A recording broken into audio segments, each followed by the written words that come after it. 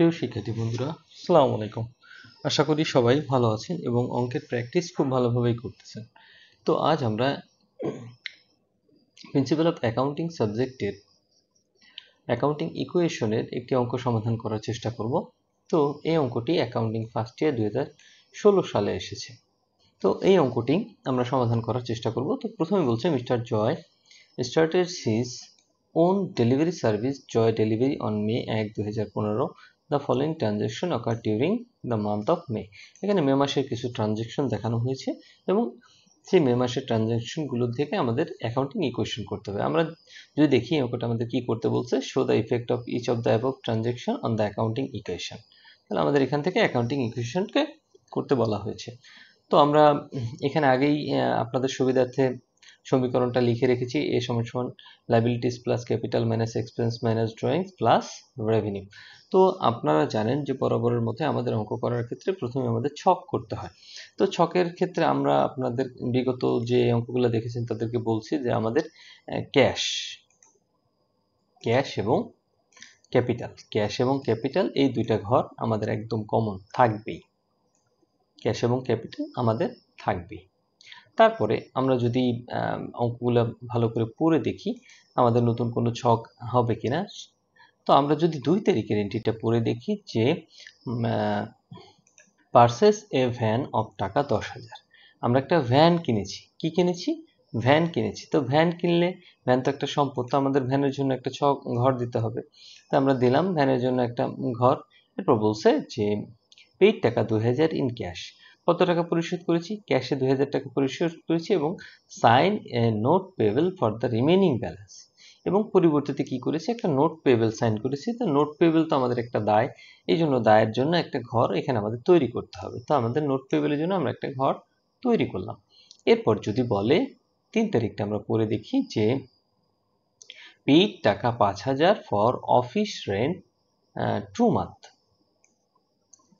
Office রেন্টের যে ভাড়াটা এটা 2 মাসের জন্য দেওয়া হয়েছে। তার মানে 3 তারিখে যদি 2 মাসের জন্য ভাড়া দেওয়া হয় অবশ্যই আমাদের অগ্রিম প্রদান করা হয়েছে। তাহলে অগ্রিম প্রদান করলে কি হবে? রেন্টের অগ্রিমকে বলা হয় প্রিপেড রেন্ট। তাহলে প্রিপেড রেন্ট একটা সম্পদ, তাহলে সম্পদের জন্য কি করতে হবে? আমাদের একটা ঘর তৈরি করতে হবে। এরপর যদি আমরা 4 তারিখে পড়ি যে পারফর্ম টাকা 2,400 অফ সার্ভিস অন অ্যাকাউন্ট। আমরা সেবা দিয়েছি কিসে? বাকিতে। অন অ্যাকাউন্ট মানে হচ্ছে বাকিতে, এবং বাকিতে যেহেতু সেবা দিয়েছি কিন্তু টাকা পাইনি, তাহলে টাকা না পেলে আমরা অবশ্যই টাকা পাবো। আর আমরা যদি কারো কাছে টাকা পাই তাহলে সহসাই কি হয়? দেনাদার বাড়ে। তাহলে দেনাদারের জন্য অবশ্যই আমাদের কি করতে হবে? একটা ঘর তৈরি করতে হবে। আমরা দেনাদারের জন্য একটা ঘর তৈরি করলাম। এরপর বলছে যে পারফর্ম সাপ্লাইস ফর টাকা 500 অন অ্যাকাউন্ট। বাকিতে আমরা সাপ্লাইস কিনেছি। সাপ্লাইস একটা সম্পদ, তো সাপ্লাইসের জন্য একটা ঘর তৈরি করতে হবে। তো এরপর বলছে অন অ্যাকাউন্ট মানে বাকিতে। তাহলে বাকিতে যদি আমরা সাপ্লাইস কিনে থাকি তাহলে আমাদের কাছে টাকা পাবে। তাহলে আমাদের কাছে যদি কেউ টাকা পায় তাহলে পাওনাদার বাড়ে। তাহলে পাওনাদার একটি দায়, এবং দায়ের জন্য আমাদের কি করতে হবে? একটা ঘর তৈরি করতে হবে। তো এরপর আমরা যদি পরের এন্ট্রিগুলোতে দেখি যে এখানে এই যে 30 তারিখটা যদি একটু পড়ে দেখি, ডেপ্রিসিয়েশন চার্জ টাকা 1,000। তাহলে ডেপ্রিসিয়েশনের জন্য চার্জ করা হয়েছে 1,000। তাহলে ডেপ্রিসিয়েশনের যদি আমরা জাবেদাটা করার চেষ্টা করি তাহলে আমরা কি লিখি? Depreciation expense debit accumulated depreciation credit, মানে অবচয় হিসাব ডেবিট, পুঞ্জীভূত অবচয় হিসাব ক্রেডিট। আর পুঞ্জীভূত অবচয় একটা দায়, এই জন্য এই দায়ের জন্য আমাদের কি করতে হবে? একটা ঘর তৈরি করতে হবে। তাহলে আমরা দায়ের জন্য একটা ঘর তৈরি করলাম, অ্যাকুমুলেটেড ডেপ্রিসিয়েশন। তো এই এন্ট্রিগুলোর ভিতরে এই ছিল আমাদের ছক। তো এই কয়টা ঘর সম্পদ এবং দায় সেটে দিলে আমরা অঙ্কটা আসলে সমাধান করতে পারবো। তো এবার আমরা 1 তারিখ থেকে এক ধরে ধরে এই অঙ্কটা সমাধান করার চেষ্টা করব। আশা করি আপনারা সাথে থাকবেন। তো 1 তারিখে কি বলেছে যে Mr Joy invested 30,000 cash in the business. তাহলে সে যদি ইনভেস্ট করে, তাহলে ইনভেস্ট করলে আমাদের কি হয়েছে? আমাদের ক্যাশ বেড়েছে। কত বেড়েছে? 30,000 টাকা। এবং এই ক্যাশটাই ক্যাপিটালে চলে যাবে। ক্যাপিটাল বেড়েছে কত? 30,000 টাকা। তো আমরা ব্যালেন্স নামিয়ে দিলাম। গত ক্লাসগুলো যদি আপনারা দেখে থাকেন যে আমরা প্রতিটা এন্ট্রি শেষে ব্যালেন্স করব। এবং 2 তারিখে বলছে পারচেজ এ ভ্যান ফর টাকা 10,000। আমি 10,000 টাকা দিয়ে কি কিনেছি? একটা ভ্যান কিনেছি। তাহলে ভ্যান একটা সম্পদ, কেনার সাথে সাথে আমার সম্পদ বৃদ্ধি পেয়েছে। তাহলে আমরা এই ভ্যানে দেখাই দিব কত? 10,000 টাকা। তা ভ্যানে আমরা দেখিয়ে দিলাম 10,000 টাকা। কিন্তু এই 10,000 টাকা আমরা 2,000 টাকা কি করেছি? ক্যাশে পরিশোধ করেছি। তাহলে 2,000 টাকা ক্যাশ থেকে কি করব?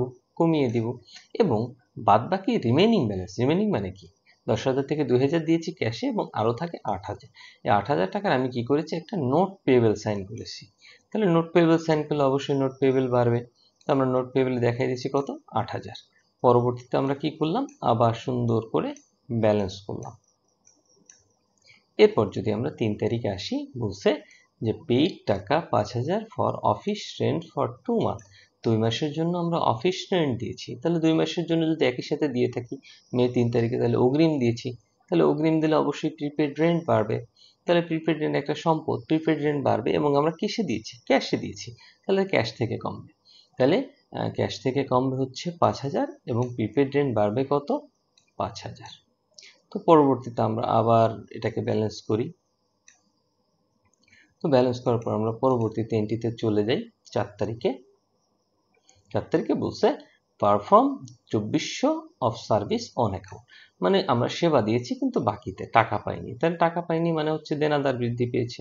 কত টাকা? 2400 টাকা। তাহলে আমরা দেনাদার, এই যে অ্যাকাউন্ট রিসিভেবলে দেনাদারে দেখিয়ে দিব 2400 টাকা। এবং আয়, আয়টা কি? রেভিনিউ। তো এখানে যদি আমরা দেখি যে রেভিনিউ কি হয়? রেভিনিউটা হচ্ছে যোগ হয়। রেভিনিউটা কি হয়? যোগ হয়। তাহলে কোথায় যোগ হবে? ক্যাপিটালের সাথে যোগ হবে। রেভিনিউটা ক্যাপিটালের সাথে যোগ হবে। তো আমরা এখানে সুন্দর করে ক্যাপিটালের সাথে যোগ দিয়ে দিলাম সার্ভিস রেভিনিউ এবং পরবর্তীতে আবার ব্যালেন্স করলাম। এরপর যদি দেখি 13 তারিখ, 13 তারিখে বলছে পারচেজ সাপ্লাইজ ফর টাকা 500 অন অ্যাকাউন্ট। মানে আমি সাপ্লাইজ কিনেছি কিন্তু বাকিতে কিনেছি। তাহলে সাপ্লাইজ কিনলে অবশ্যই সাপ্লাইজ বাড়বে। তাহলে আমরা সাপ্লাইজের ঘরে সাপ্লাইজ বাড়িয়ে দিব কত? 500। আর যেহেতু বাকিতে কিনেছি তাহলে আমাদের কি বাড়বে? পাওনাদার বাড়বে। তো আমরা পাওনাদার বাড়িয়ে দিলাম কত টাকা? 500 টাকা। এরপর যদি 17 তারিখে আসি, receive cash 750 for service provided on May 4। মানে 4 তারিখে যে আমি সেবাটা দিয়েছি সেখান থেকে এখন আমি ক্যাশ পেয়েছি। কত টাকা পেয়েছি? 750 টাকা। তাহলে আমি ক্যাশ বাড়াই দিব কত? 750 টাকা। এখন যে দেনাদারের কাছে আমি 750 টাকা পেতাম সে তো এখন আমাকে দিয়ে দিয়েছে। তাহলে আমাদের দেনাদার কমে গিয়েছে। কত কমে গিয়েছে? 750 টাকা। তো এরপর আমরা আবার সুন্দর করে এটাকে ব্যালেন্স করার চেষ্টা করলাম।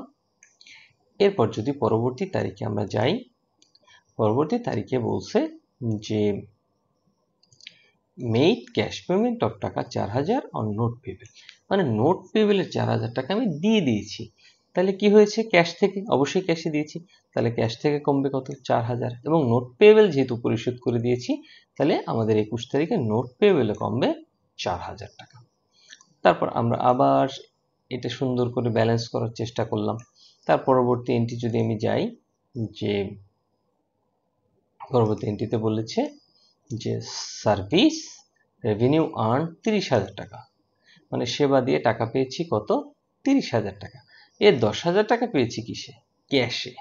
এবং বাদবাকি টাকা কি করেছি? বিল করে দিয়েছি। তাহলে আমরা যদি 26 তারিখে চলে যাই, যে 10,000 টাকা কিসে পেয়েছি? ক্যাশে। তাহলে ক্যাশে যোগ দিয়ে দিলাম 10,000। কিন্তু আমাদের পুরোটাই হয়েছে আয়। তাহলে আয় মানে রেভিনিউ, রেভিনিউ ক্যাপিটালের সাথে যোগ হবে। তাহলে 30,000 টাকা আমি দিয়ে দিলাম রেভিনিউতে। কিন্তু বাদবাকি যে 20,000 টাকা, টাকাটা আমি এখনো পাইনি। সেবা দিয়েছি, সেবা কাজ সম্পন্ন হয়েছে কিন্তু টাকা পাইনি। তাহলে এক্ষেত্রে এই 20,000 টাকা আমাদের কি? দেনাদার। দেনাদার, তাহলে দেনাদার বাড়িয়ে দিব কত? 20,000 টাকা। তারপর আমরা আবার সুন্দর করে এটাকে ব্যালেন্স করার চেষ্টা করলাম। তো পরবর্তী এন্ট্রি যদি আমি আবার একটু পরে দেখি, যে 28 তারিখে রিসিভ ক্যাশ টাকা 1500 full settlement for service provided on May 4। May 4 তারিখে যে আমি সেবাটা দিয়েছিলাম, মে 4 তারিখে যদি আমরা যাই তাহলে মে 4 তারিখে দেখব যে 2400 টাকার একটা সেবা আমি দিয়েছি।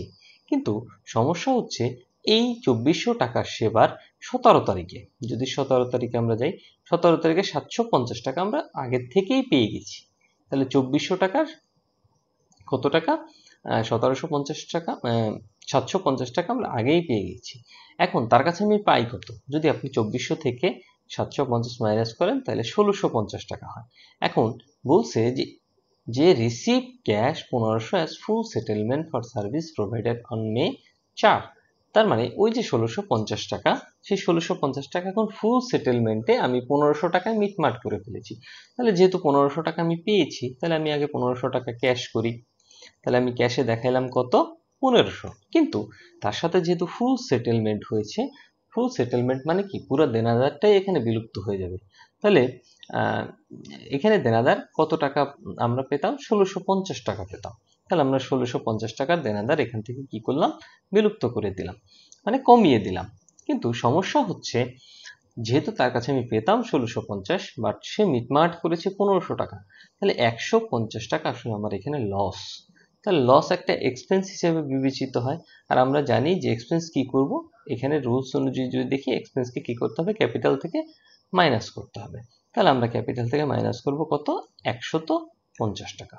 এই ছিল এই এন্ট্রিটার সমাধান। তারপর আমরা আবার সুন্দর করে ব্যালেন্স করব। ব্যালেন্স করার পরে পরবর্তী এন্ট্রিতে চলে যাব। বলছে ডেপ্রিসিয়েশন চার্জ টাকা 1000। তাহলে depreciation expense debit, accumulated depreciation credit. আমরা জানি এক্সপেন্স কি হয়, ক্যাপিটাল থেকে মাইনাস হয়। তাহলে 1000 টাকা আমরা কি করব, ক্যাপিটাল থেকে মাইনাস করব। তাহলে এখান থেকে আমরা ক্যাপিটাল থেকে 1000 টাকা মাইনাস করে দিলাম। আর অ্যাকুমুলেটেড ডেপ্রিসিয়েশনের জন্য আমরা একটা ঘর রেখেছি, যেহেতু অ্যাকুমুলেটেড ডেপ্রিসিয়েশন আমাদের বৃদ্ধি পেয়েছে, তাহলে অ্যাকুমুলেটেড ডেপ্রিসিয়েশন আমরা এখানে দিয়ে দিলাম। এর পরবর্তীতে আমরা আবার সুন্দর করে ব্যালেন্স করলাম। এর পরবর্তী যদি একদম অঙ্কের লাস্ট এন্ট্রিটা আমরা একটু খেয়াল করি, 31 তারিখ বলছে পেইড টাকা 1000 ফর এমপ্লয়িজ স্যালারি। স্যালারি একটা এক্সপেন্স, আর আমরা জানি এক্সপেন্স কি হয়, ক্যাপিটাল থেকে বাদ যায় এবং ক্যাশে দিয়েছি, তাহলে ক্যাশ থেকে কমবে। তাহলে আমরা ক্যাশ থেকে কমিয়ে দিলাম কত, 1000 টাকা, এবং ক্যাপিটাল থেকে কমাবো কত, 1000। তারপর আমরা আবার সুন্দর করে এটা ব্যালেন্স করার চেষ্টা করি। ঠিক আছে, আমরা ব্যালেন্স করার চেষ্টা করলাম। এরপর আমাদের একটা এন্ট্রি কিন্তু উচ্চ আকারে রয়ে গেছে। কোন এন্ট্রিটা, কারণ আমরা এই যে 2 মাসের রেন্টটা দিয়েছিলাম, কত তারিখে, 3 তারিখে আমরা যে 2 মাসের রেন্টটা দিয়েছিলাম, এখন 1 মাস অতিবাহিত হয়ে গেছে। 2 মাসের জন্য দিয়েছিলাম 5000, তাহলে এক এক মাসের জন্য আসে 2500 করে। তাহলে এই মাসটা যখন শেষ হয়ে গেছে, তাহলে এই মাসের রেন্টটা কি হয়েছে, এক্সপায়ার হয়েছে। এক্সপায়ার মানে কি, খরচ হয়ে গেছে। তো যেহেতু এটা খরচ হয়ে গেছে, তাহলে এটা আমাদের খরচ দেখাতে হবে। তাহলে খরচ কি হয়, খরচ জানি আমরা ক্যাপিটাল থেকে বাদ যায়।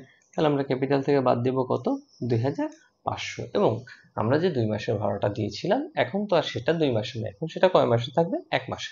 তাহলে এখান থেকে 1 মাস আমরা কি করব, মাইনাস করে দিব। মাইনাস করার পরে আবার প্রত্যেকটা ঘর সুন্দর করে ব্যালেন্স করলাম। এরপর অ্যাসেটস এর যোগ করলাম, হয়েছে 63250।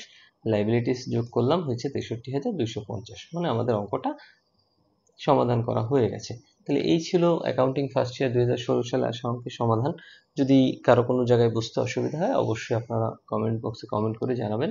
ভালো থাকবেন সবাই, আসসালামু আলাইকুম। প্রিয় শিক্ষার্থী বন্ধুরা, ন্যাশনাল ইউনিভার্সিটির বিবিএ এমবিএ সকল সাবজেক্টের পরবর্তীতে আপডেট পেতে এই ভিডিওটিতে লাইক করুন, চ্যানেলটি সাবস্ক্রাইব করুন এবং বেল বাটনে ক্লিক করে রাখুন।